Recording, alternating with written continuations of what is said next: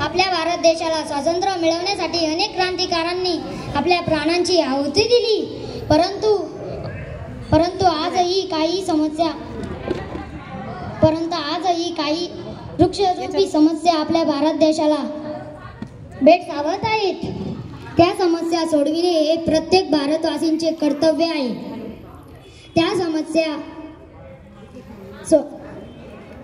समस्या आपण आज मूक नाटकाद्वारे पाहणार आहोत. सादर करीत आहे नगरपालिका शाळा क्रमांक 3 चे विद्यार्थी.